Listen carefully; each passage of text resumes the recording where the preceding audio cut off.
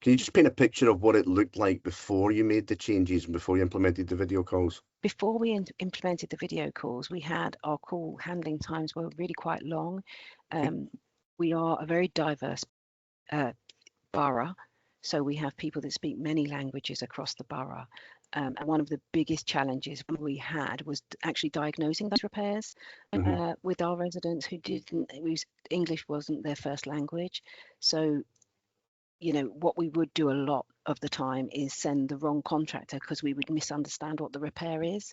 So we'd raise the wrong job and the wrong contractor would go out, and it may be a plumber that went out for a carpentry job, for example. So it's quite costly to us as a council, but also quite frustrating for our residents as well when they've waited in for that and it's not being fixed. So that's kind of what it looked like before. We then had the additional challenge of AWAB's law coming in as well. So yeah, we were really conscious of that coming in, and we knew we needed to get a better handle on how we were dealing with repairs and how we were doing that early diagnostic piece of work, if you like. I'm looking at the impact now and what's really changed operationally. And when it comes to widespread mold and damp, if it is across a room, when you get eyes on it remotely and you're looking at that video and it turns out to be a small patch by a window, for example, I'm getting into the detail now because I think it's important. Yeah. How often does that happen when it becomes, yes, that is a problem, or that recalibration happens, and what does that mean in practice for you when you deploy a person to look at it in more detail, to visit the property and to, get to the root of the problem? So I think particularly with damp and mold, what we did as the pilot for this video calling was we mandated all damp and mold calls had to have a video call or have a video call offered to the resident, because we definitely want to get eyes on them. Yes, we've got the list of questions to try and identify any vulnerabilities in the property and identify that how big the damp and mold is, or and the color and all of these things, but there's nothing like getting eyes on the problem. So when you instigate that video call and you can actually see it, there have been occasions where tenants have almost dumbed it down a little bit and made it out as though it's not as bad as it is. But from our perspective, because there are some tenants that don't like to cause a fuss and don't and would rather just sit and wait quietly because they don't realise the impact that it can have on their health or people in their household's health.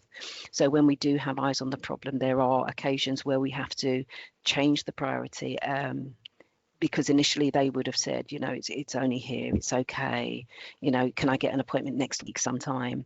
But actually, when we get eyes on the problem, we know we need to send an inspector out immediately within 24 hours to do a mold wash.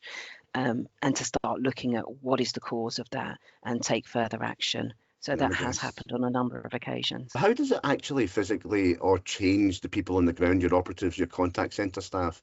Are they, I guess, seeing the benefits themselves, less stress, more accuracy, easier to diagnose? So I actually asked some of the team to give me some quotes in terms of, how they found it. Is it useful to them? And they said, absolutely, it is absolutely brilliant, because I don't have to struggle to try and draw out of people what the repair is, and I don't have to try and work it out in my head what it could be and ask questions and think about which questions I should ask to try and get the best answer.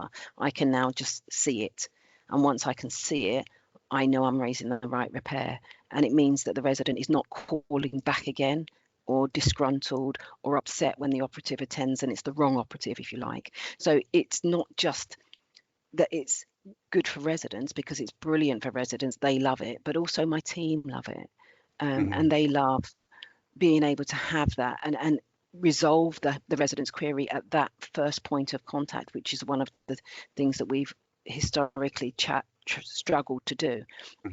But yeah, definitely for our residents, it's a game changer. It's a game changer for our team, and it's going to be a game changer for the whole of the housing service, if I'm honest. Saying in one sentence, what has this meant for Enfield? Happy residents, happy staff.